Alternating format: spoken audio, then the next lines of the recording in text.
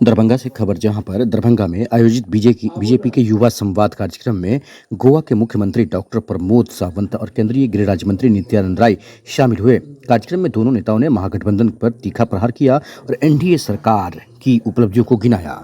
लेकिन सबसे बड़ी बात ताज्जुब ये दिखा कि जैसे ही मुख्यमंत्री गए, उसके बाद जैसे लोगों का जो हुजूम था वो जाने लगा। जब केंद्रीय गृह मंत्री राज्य मंत्री जब भाषण दे रहे थे, उस समय में जब वीडियो आप देखेंगे तो पूरा का पूरा कुर्सी खाली दिख रहा था, पीछे का कुर्सी। कुछ लोग आगे में बैठे हुए थे। ये काफ़ी चिंताजनक बात है। चुनाव का समय चल रहा है और इतने विधायक मंच पर बैठे हों और ऐसे में लोग चले जाएं। लेकिन लोग बता रहे हैं कि लगभग 3 घंटे तक इंतजार लोगों को करना पड़ा, तब नित्यानंद राय अंतिम समय में आए थे भाषण देने के लिए। खैर, जो भी है, ये जो खबर है आप देख सकते हैं, काफ़ी संख्या में बड़े स्तर पर हुआ है। मुख्यमंत्री डॉक्टर प्रमोद सावंत ने क्या कहा है वो आपको भाषण में सुनाते हैं, नित्यानंद राय ने क्या कहा है वो भी हम आपको भाषण में सुनाते हैं और वो फुटेज दिखाते हैं, जिससे कि आपको लगेगा कि जो समाचार में दिखाया जा रहा है वो सही दिखाया जा रहा है या गलत दिखाया जा रहा है।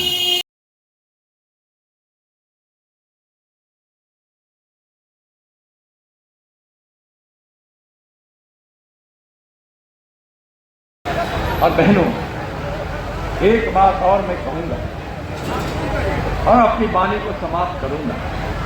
एक देशभक्ति गीत है, उस गीत की पंक्ति क्या है कि अब तुम्हारे हवाले, क्या है तुम्हारे हवाले, हम बोलेंगे 2025 का यह धर्म और अधर्म के बीच की जो लड़ाई है ना, महाभारत की तरह, उसको हम आपके हवाले कर रहे हैं। तो हम बोलेंगे 2025, आप बोलेगा हमारे हवाले साथी। ठीक है? 2025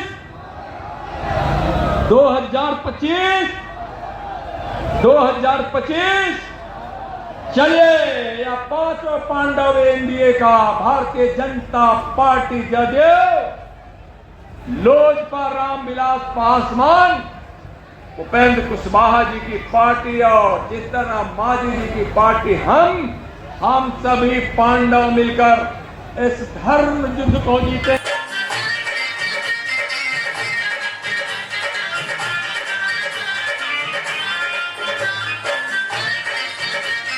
नीतीश कुमार जी के कामों को बताने के लिए पूरे बिहार में इस प्रकार का कार्यक्रम आयोजित किया है। मित्रों, केंद्र की नरेंद्र मोदी सरकार और बिहार की डबल इंजन की सरकार बिहार में विकास का एक नया इतिहास लिखने जा रही है और हम सब युवा हैं। युवा संगठन भारतीय जनता युवा मोर्चा के द्वारा आयोजित है। इस मंच पर विराजमान गोवा के शानदार मुख्यमंत्री माननीय प्रमोद सावंत जी, बिहार सरकार के माननीय मंत्री श्री संजय सरावगी जी। हमेशा के लिए एनडीए की सरकार सबका साथ, सबका विकास, सबका विश्वास और सबके प्रयास के साथ चली है। कांग्रेस की सरकार और आरजेडी की सरकार परिवार के साथ, परिवार का विकास, परिवार का विचार और परिवार के साथ ही चली है। उन्होंने कभी देश के युवाओं के बारे में नहीं सोचा, देश के महिलाओं के बारे में नहीं सोचा, देश के पिछड़े वर्ग के बारे में नहीं सोचा, देश के किसानों के बारे में नहीं सोचा।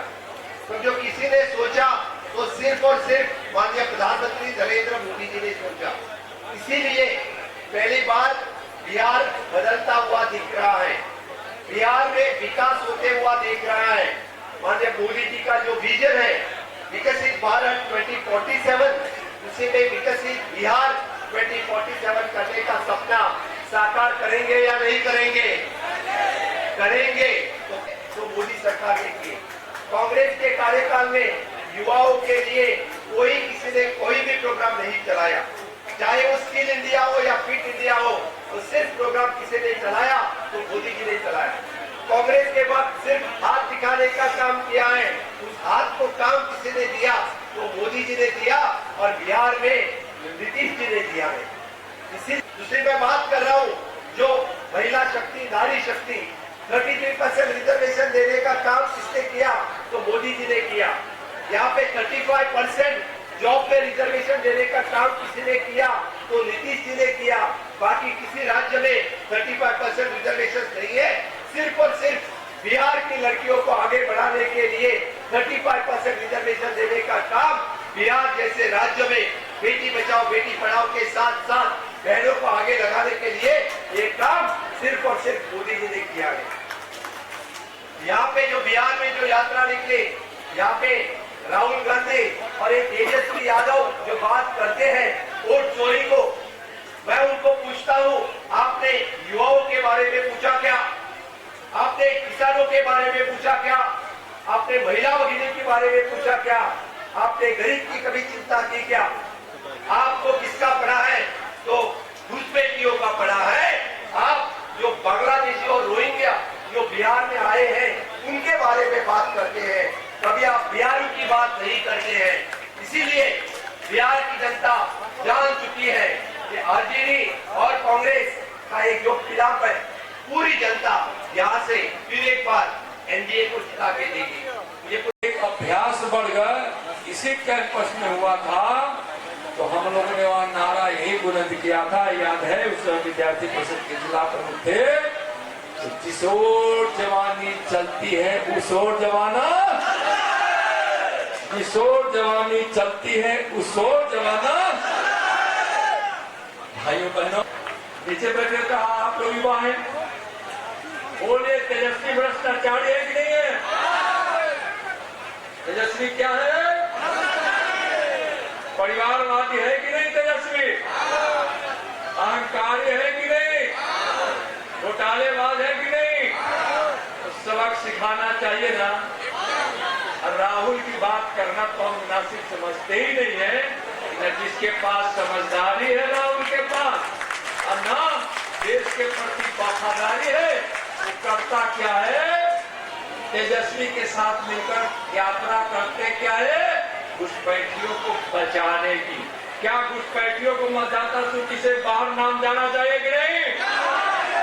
और इसलिए जाना चाहिए कि वो बिहार के युवाओं के रोजगार पर, नौकरी पर और पेट पर लात मार रहा है। वो ऐसे लात मारने वाले अवैध मतदाता घुसपैठियों को अब बिहार की मतदाता सूची में नहीं रहने दिया। तेजस्वी आज का कलम फेंक रहे हैं, दे नहीं रहे हैं। क्या कर रहे हैं? कलम फेंकना सरस्वती माता का अपमान है कि नहीं? शिक्षा का अपमान है कि नहीं? छात्रों का अपमान है कि नहीं? गुरुओं का अपमान है कि नहीं? मतलब भी क्यों रहेगा? यह चरवाहा विद्यालय वाला तो है, यह क्या है? क्या है? और जो बेबस। विवेकानंद जी ने कहा था कि मैं 21वीं सदी का भारत देख रहा हूं कि हमारी भारत मां विश्व गुरु बनकर बैठी है और हमारे भारत मां की गोद में रहने वाले उनके बेटे बेटियां और सब के सब, ना कोई भूखा है, ना कोई बेघर है, ना कोई अशिक्षित। विवेकानंद जी के बचपन का नाम क्या था? जोर से बोलिए, विवेकानंद जी के बचपन का नाम क्या था? और आज दुनिया के सबसे लोकप्रिय नेता, गरीबों के मसीहा, विकास के भगीरथ और भारत के शौर्य और स्वाभिमान का पताका आसमान में लहराने वाले कर्मयोगी प्रधानमंत्री जी का नाम क्या है? एक नरेंद्र ने भविष्यवाणी की थी और दूसरा नरेंद्र भविष्यवाणी को पूरा कर रहे। बोले भारत माता